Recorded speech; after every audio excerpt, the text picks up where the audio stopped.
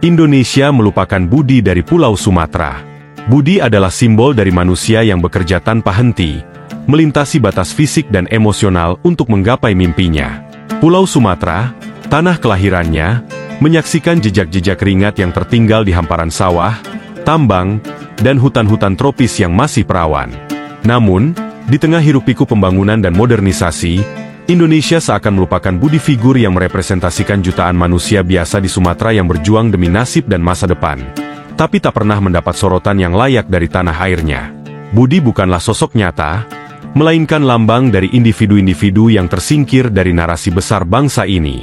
Ketika kita berbicara tentang kemajuan, nama-nama besar dari kota-kota metropolitan seperti Jakarta, Surabaya, atau Bandung yang sering disebut.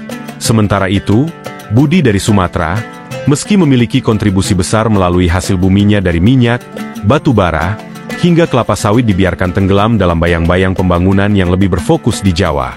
Seolah-olah, pulau-pulau di luar Jawa hanya ada untuk dieksploitasi, bukan untuk dikembangkan.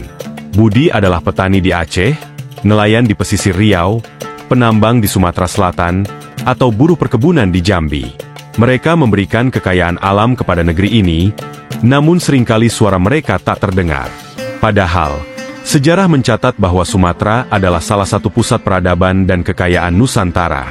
Mulai dari kerajaan Sriwijaya yang berjaya hingga berabad-abad, sampai dengan perjuangan kemerdekaan yang menyelipkan nama besar seperti Teku Umar dan Kat Nyak Dien. Ironisnya, meski Sumatera memiliki sejarah yang mendalam dalam perjalanan bangsa, hari ini mereka seringkali hanya menjadi penonton di panggung nasional. Pembangunan infrastruktur, meskipun gencar dilakukan, kerap kali tidak menyentuh daerah-daerah pedalaman yang masih jauh tertinggal. Budi-budi ini, dengan segala jerih payahnya, tetap berada di posisi marginal dalam struktur sosial dan ekonomi Indonesia. Mengapa kita melupakan budi dari Sumatera? Mungkin karena narasi kemajuan kita terlalu tersentralisasi di Jawa. Atau mungkin, karena kita terjebak dalam mitos bahwa sumber daya alam saja cukup untuk menyejahterakan sebuah daerah, tanpa perlu memberdayakan manusianya.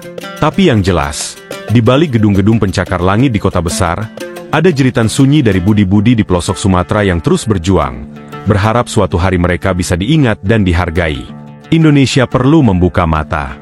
Memori kolektif bangsa ini harus kembali merangkul budi dari Sumatera, karena di sanalah letak kekuatan sejati dari tanah air kita. Bukan hanya dalam bentuk kekayaan alam, tapi juga ketangguhan manusianya.